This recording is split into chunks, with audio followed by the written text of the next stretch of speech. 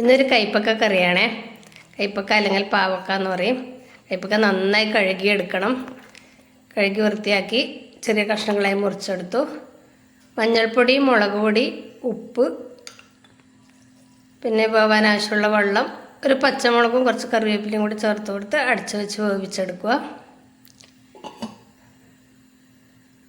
തേങ്ങ, ജീരകം, മഞ്ഞൾപ്പൊടി, 3-4 കാന്താരി ചേർത്ത് അരച്ചെടുക്കുന്നുണ്ട്. കൈപ്പക്ക കഷ്ണങ്ങളെല്ലാം വെന്ത് കഴിയുമ്പോൾ ഈ അരപ്പ് അതിലേക്ക് ചേർത്ത് കൊടുക്കുന്നു.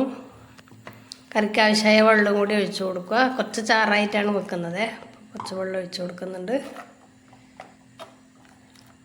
ഉപ്പൊക്കെ നോക്കി ചേർത്ത് കൊടുക്കണം. കറിയൊക്കെ ഒന്ന് തിളച്ച് തേങ്ങയൊക്കെ ഒന്ന് വെന്ത് കഴിയുമ്പോൾ തൈര് ഒഴിച്ചു കൊടുക്കുന്നു.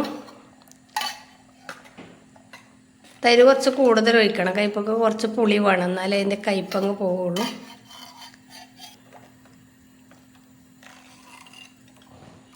തീയൊക്കെ ഓഫ് ചെയ്ത് കൊടുത്തു. കുറച്ച് നേരം അടച്ചു വെക്കുന്നു. വറവിനായി കടു, ഉലുവ, ഉണക്കമുളക്, കറിവേപ്പില ഇത്രയും കൂടി ചേർത്ത് വറുത്തിടുന്നു. നമ്മുടെ ടേസ്റ്റിയായ കൈപ്പക്ക കറി റെഡി ആയിട്ടുണ്ട്. ലൈക്ക് ചെയ്യാനും കമൻറ്റ് ചെയ്യാനും ഫോളോ ചെയ്യാനും ഒന്നും മറന്നേക്കല്ലേ.